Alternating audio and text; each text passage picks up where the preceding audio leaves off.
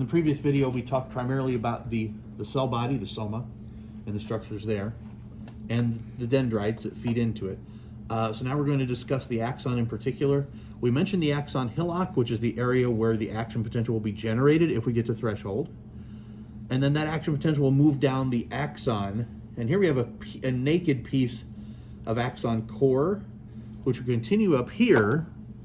But at this point, the axon core is surrounded by neuroglial cells called Schwann cells. This is a Schwann cell here. There's the nucleus of the Schwann cell there in red.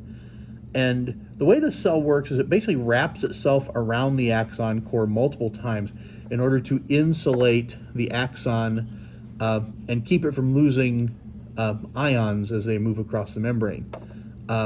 Without these, the message winds up tapering off and dying out pretty quickly.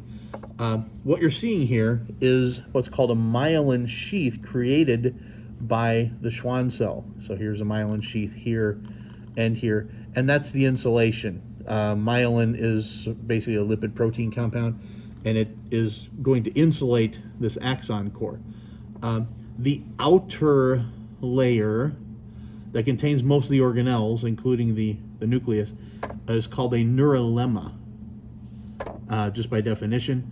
And so outside layer be a neurolemma. Inside the layer, these multiple layers you see here would represent the myelin sheath. And this model kind of cuts it close here. But in between Schwann cells, there's a little tiny place where the axon core is exposed. You see the little gap there? A little tiny space here, and so I can get it to here. There we go. Where the axon core is exposed. That's called a node of Ranvier. And there's one here, and there's one here that you can see.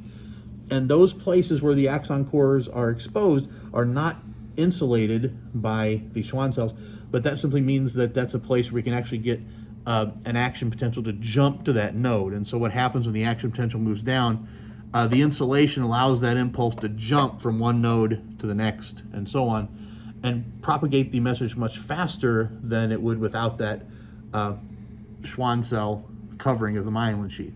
Otherwise, you just have to go all the way down in the general speed.